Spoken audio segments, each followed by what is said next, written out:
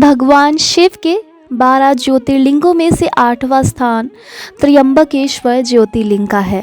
ये ज्योतिर्लिंग महाराष्ट्र के नासिक जिले में स्थित है। तो चलिए जानते हैं त्र्यंबकेश्वर ज्योतिर्लिंग की स्थापना से जुड़ी एक रोचक पौराणिक कथा के बारे में। प्राचीन काल में गौतम नाम के महर्षि अपनी पत्नी अहिल्या के साथ दक्षिण दिशा में ब्रह्मगिरी नामक पर्वत पर रहते थे।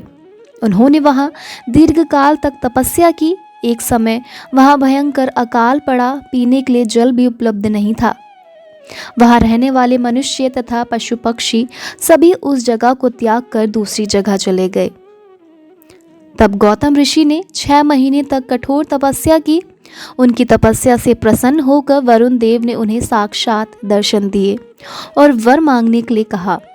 तब महर्षि गौतम ने कहा कि हे वरुण देव, आप तो सर्वज्ञाता है। आप जानते हैं कि वर्षा न होने के कारण सभी प्राणी व्याकुल है। तो मैं चाहता हूं कि वर्षा हो जाए और सभी प्राणियों के दुख दूर हो जाए। महर्षि गौतम की बात सुनने के बाद वरुण देव बोले, ये वरदान तो आपको सर्वेश्वर शिव ही दे सकते हैं, अतः आप मुझसे कोई और वरदान मांग ले। तब महर्षि गौतम बोले, हे प्रभु, आप मुझे जलदान दीजिए। तब गौतम जी की विनती स्वीकार करते हुए वरुण देव ने उन्हें एक गड्ढा खोदने के लिए कहा। वरुण देव की आज्ञा अनुसार उन्होंने तुरंत एक बड़ा सा गड्ढा खोद दिया।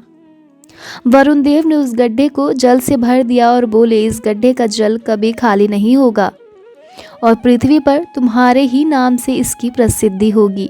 और इतना कहकर वरुण देव अंतर्धान हो गए। महर्षि गौतम ने वहां धान, जौ आदि अनेक प्रकार के अन्न और तरह तरह के फूल फल के वृक्ष लगा दिए। देखते ही देखते वहां हर जगह हरियाली हो गई। उस स्थान को छोड़कर गए सभी जीव वापस लौट आए और सभी प्रसन्नता पूर्वक वहां रहने लगे। एक बार अन्य ब्राह्मणों की पत्नियां उस पवित्र जल के विषय पर महर्षि गौतम की पत्नी अहिल्या से नाराज हो गई और उन्होंने इस विषय पर अपने पतियों को उकसाया। इसके बाद उन ब्राह्मणों ने गौतम मुनि का अनिष्ट करने के लिए श्री गणेश जी की आराधना की। उनके पूजन से गणपति जी प्रसन्न हुए और वर मांगने के लिए कहा। तब उन ब्राह्मणों ने गणेश जी से कहा कि हे भगवान, यदि आप हमें वर देना चाहते हैं तो ऐसा कोई उपाय कीजिए जिससे गौतम मुनि ये स्थान छोड़कर चले जाए। गणेश जी ने कहा, ऋषियों, तुम सब ध्यान से मेरी बात सुनो। इस समय तुम उचित कार्य नहीं कर रहे हो। बिना किसी अपराध के उन पर क्रोध करने से तुम्हारी ही हानि होगी। आप सभी कोई और वरदान मांग लीजिए। परंतु जब ऋषि नहीं माने तो उनको इच्छित वरदान देकर गणेश जी वहां से अंतर्धान हो गए। कुछ दिनों के बाद गणेश जी एक दुर्बल गाय का रूप धारण करके गौतम ऋषि के धान और जौ के खेतों के पास पहुंचे। जब महर्षि गौतम ने देखा कि वह गाय उनके खेत को नष्ट कर रही है तो स्वयं एक तिनका हाथ में लेकर उसे बाहर निकालने लगे। उस तिनके से पीड़ित होकर गाय धरती पर गिरी और मर गई। उस समय वहां अन्य ऋषि भी आ गए। उन्होंने महर्षि गौतम, उनकी पत्नी और शिष्यों को भला बुरा कहकर वहां से निकल जाने को मजबूर किया तो वे सब उस स्थान को छोड़कर वहां से चले गए।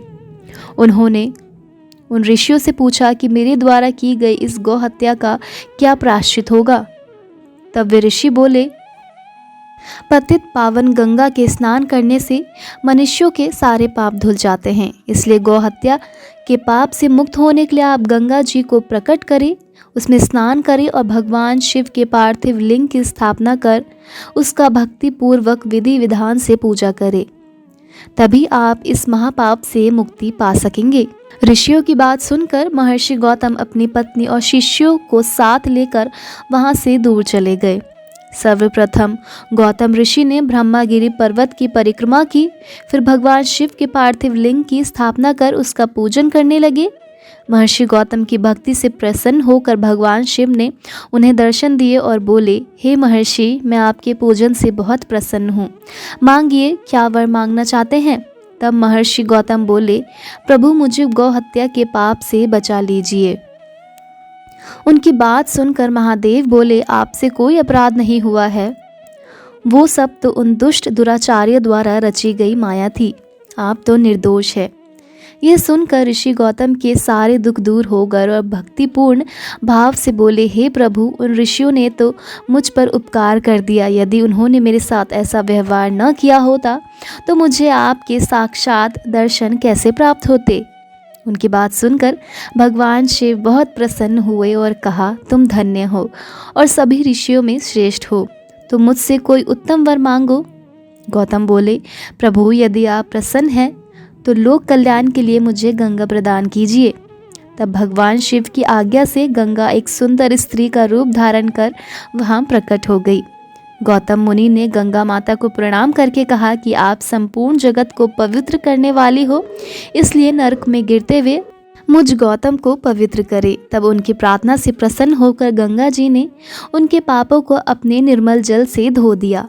तब भगवान शिव बोले, हे गंगे, आप पापों का नाश करने वाली है, इसलिए लोक कल्याण के लिए यहीं पृथ्वी पर विराजे और सच्चे मन एवं भक्ति भावना से अपने जल में स्नान करने वाले श्रद्धालुओं के पाप को नष्ट करे।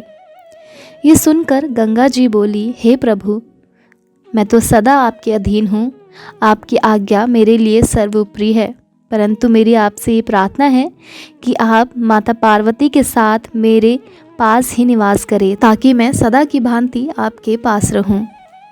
तब गंगा जी के वचन सुनकर कल्याणकारी भगवान शिव बोले, हे गंगे, तुम्हारी मनोकामना मैं अवश्य पूरी करूंगा। ये कहकर भगवान शिव वहाँ से त्र्यंबकेश्वर नाम से ज्योतिर्मय रूप में स्थित हो गए। गंगा जी वहाँ पर गौतम ऋषि के नाम से प्रसिद्ध होकर गौतमी गंगा कहलाई।